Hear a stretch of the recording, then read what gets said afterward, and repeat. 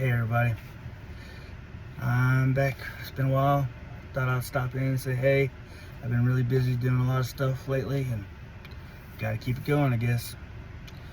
Our country's in a bad way right now, and it's kind of sad when you think about it. I mean, I can express my opinions, my views, stuff like that. Those are my opinions, those are my views. I don't expect any of y'all to agree with me. Actually, I think it's awesome when people don't necessarily always agree. But here's my thing. When it comes to LA, you have all these riots going on and you have actual peaceful protests. I 100% support the peaceful protests that are going on. Thomas Jefferson or Benjamin Franklin, one of those, some of our founding fathers actually said that protest is patriotism. That's 100% true. Protest is patriotism. It's right there in our First Amendment. People have the opportunity, they have the right to gather peacefully. What I don't agree with is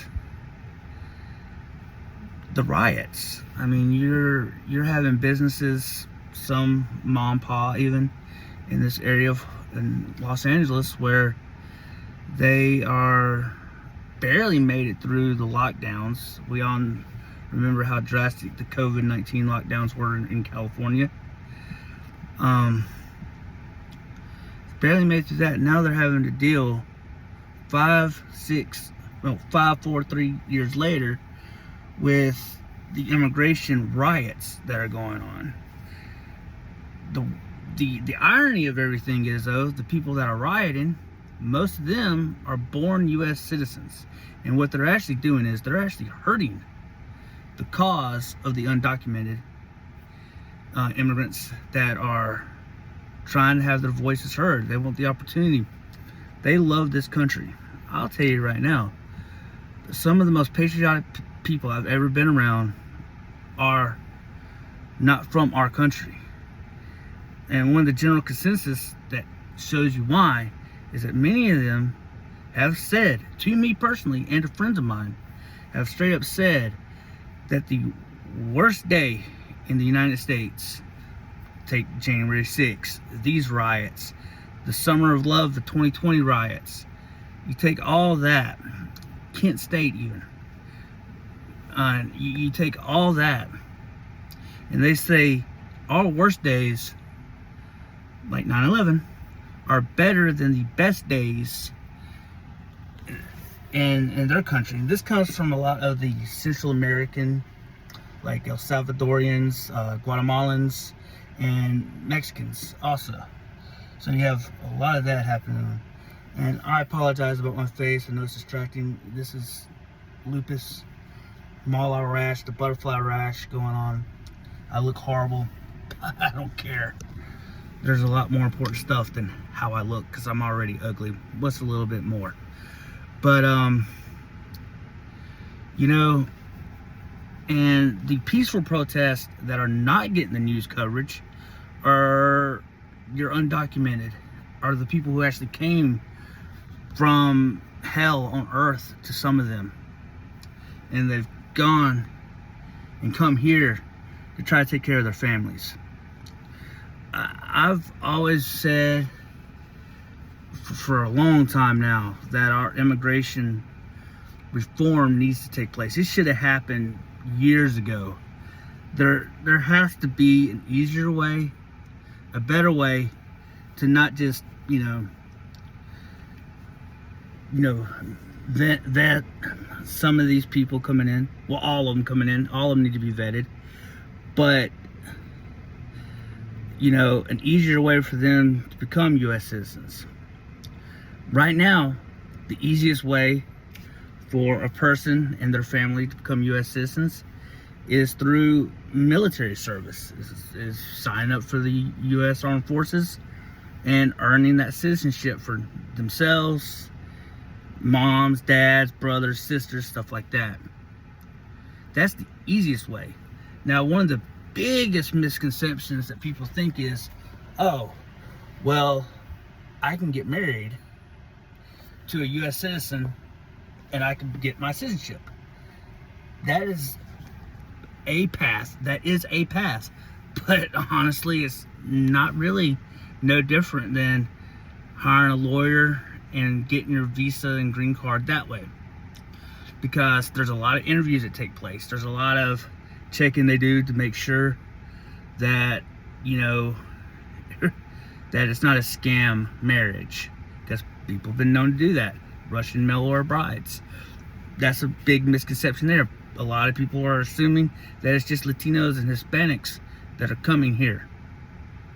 Not true. You have a lot of Europeans, especially your Eastern Bloc Europeans, your Eastern Europeans, Georgia, Slovenia, you know, places like that, Lithuania, that are your Baltic states, stuff like that, that come over here. They get nanny jobs, stuff like that. Now, here's a big thing that people need to look at. A lot of your undocumented immigrants, illegal immigrants, whatever you want to call them, is this. A lot of them come here on work visas. Some of them don't understand those work visas expire after a certain time, be it 6 months to a year, whatever. It happens a lot with the migrant farmers, you know, the migrant workers that come over to do farming and stuff like that, agricultural workers. And what happens is, I mean, even the cooks and stuff like that. So what happens is they don't realize that their visa's expired. And now they're here not on a visa, but it's also not illegal for them to come here that way. So what happens is that expires. Typically, you know, almost all of them slip through the cracks. It's another reason we do need that reform too, not just to allow a path of easier citizenship, but also keep people in check so they don't slip through. And as they slip through, so ICE, you know, immigration, stuff like that, what happens is since they slip through the cracks and all that, so they don't get to send notifications out, stuff like that. Say, hey, your visa's expired. Hey, come down to the office, check this out, which they should do. It's also the person's responsibility to keep up with that also. Now, the only actual time that immigration laws are broken is when the person comes over the border, enters over the border, usually definitely not at a authorized crossing area. Canada's really bad about that. There's parts of the Canadian-U.S. border where there's no fence, there's no guards, there's nothing, and there's only like a marker that says U.S. Canada, and all it takes is one footprint, one footstep over, you're in Buffalo, New York, you're in New Hampshire, you're in Maine, you know, you're in those places, you know, all the way out west, Montana, you know, Washington has a pretty good border area. So that's what happens. And, you know, again, it's the struggles that everybody goes through. But we really need to be able to step up and be able to take care of all of that, where it's easy to handle. But the big thing is, those that are rioting, they're hurting the actual cause, the actual cause of immigration reform, of the immigration crackdown, of the mass deportations. And so that's the big thing that happens there, and that's something that needs to be fixed. It's something that has to be fixed. You can't riot, say you're for the cause, say you're for the undocumented immigrants, or, you know, agricultural workers, stuff like that. You can't.